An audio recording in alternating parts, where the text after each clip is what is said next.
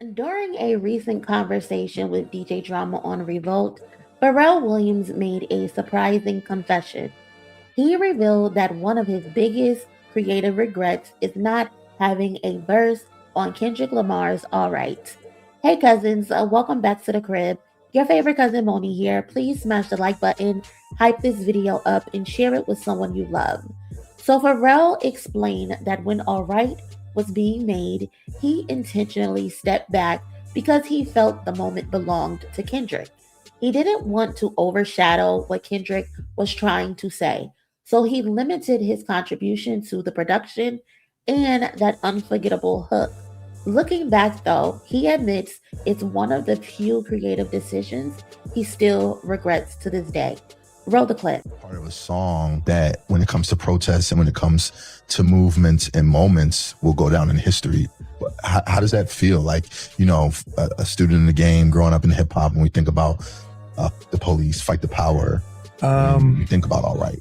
At the time when we were doing it, I just loved what it was and how it felt so much that, what Kendrick did to it and what he brought to it, just like, it was just so magical.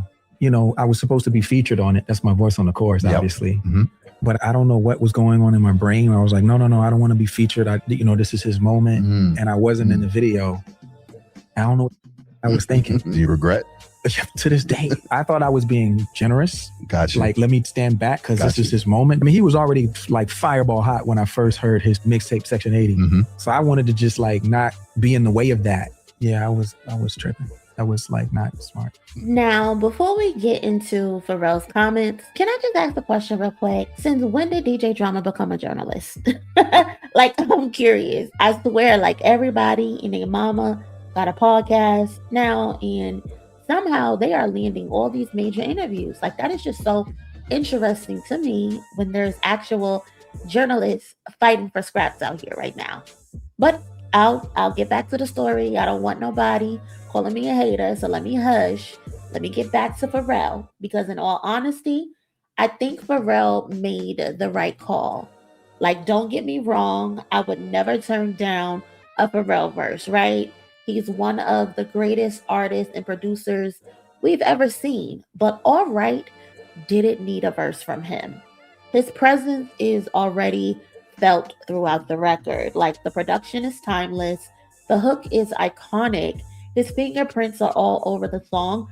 But what makes Alright so powerful is that once the record begins unfolding, Kendrick is the only voice carrying the emotional weight. And that singular perspective matters. I also think this conversation becomes even more interesting when you remember what Alright actually is. Today, most people associate the song with the Black Lives Matter movement, and rightfully so. It became one of the defining anthems of that era, but that's not why Kendrick wrote it, and not many people know that. Within the story of To Pimp a Butterfly, Alright comes immediately after You, arguably the darkest record Kendrick has ever made. On You, he's drowning in self-hatred, survivor's remorse, depression, alcoholism, and even suicidal thoughts. He's questioning his purpose. He's questioning whether he's worthy of love. Then comes Alright. It is Kendrick pulling himself back together. It is him consoling himself. It's him rebuilding his faith. It is him reminding himself that despite everything weighing on him, we're going to be all right. So that song wasn't written as a protest chant. It was written as self-preservation. And I think that's exactly why it resonated the way that it did. For generations, Black people have to speak hope into themselves when the world gave them every reason not to.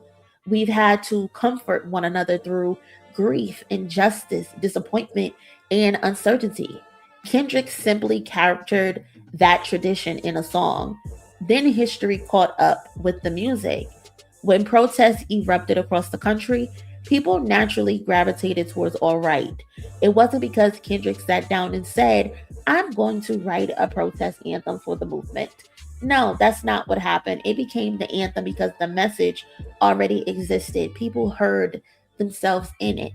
And that's what makes the song timeless. So, could it have still worked with a Pharrell verse? Probably. Would it have been better personally?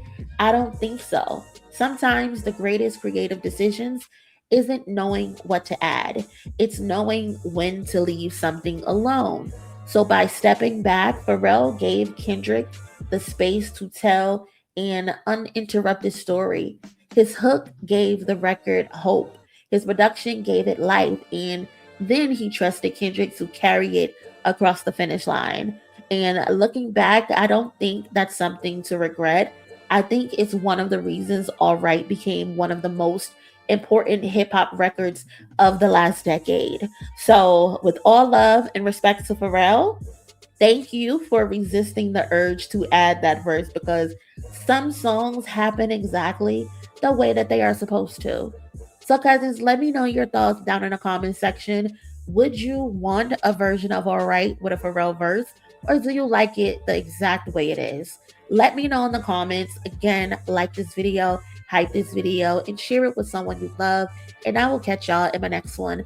Y'all be safe. Later.